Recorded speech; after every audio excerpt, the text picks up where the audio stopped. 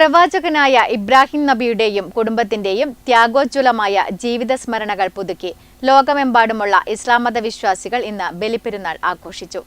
സംസ്ഥാനമെമ്പാടുമുള്ള ഈദ്ഗാഹുകളിലും പള്ളികളിലും വൻ ജനപങ്കാളിത്തത്തോടെയാണ് പെരുന്നാൾ നമസ്കാരം നടന്നത്.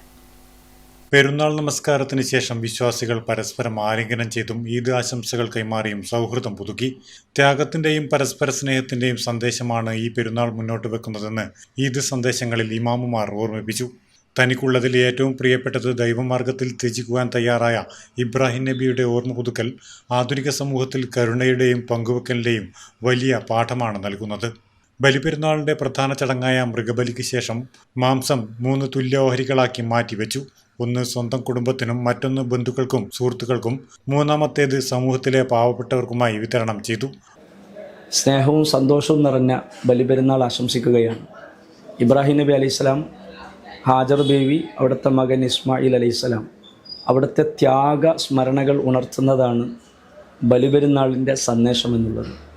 ഏത് പ്രതിസന്ധി ഘട്ടങ്ങൾക്കും പരിഹാരങ്ങളുണ്ട് എന്ന ഒരു ഓർമ്മപ്പെടുത്തൽ എല്ലാ ബലിപെരുന്നാളും നമ്മളെ ഓർമ്മിപ്പിക്കുന്നു. അതാണ് പ്രചോദനമാകുന്നത്. അതിനുള്ള തൗഫീഖ് എല്ലാവർക്കും നൽകട്ടെ എന്ന് ദുആ ചെയ്തുകൊണ്ട് എല്ലാവർക്കും ഒന്നുകൂടി ആശംസകൾ നേരുന്നു. തഖബ്ബലല്ലാഹു മിന്ന വമിൻകും ഈദുക്കും മുബാറക്. മതജാതിഭേദമന്യേ അയൽപക്കങ്ങളിലേക്കും സ്നേഹത്തിന്റെ പെരുന്നാൾ വിഭവങ്ങൾ എത്തിച്ചേർന്നു. സംസ്ഥാനത്ത് ഗവർണറും മുഖ്യമന്ത്രിയും ഉൾപ്പെടെയുള്ള പ്രമുഖർ ജനങ്ങൾക്ക് പെരുന്നാൾ ആശംസകൾ നേർന്നു. Network news, Payyanur.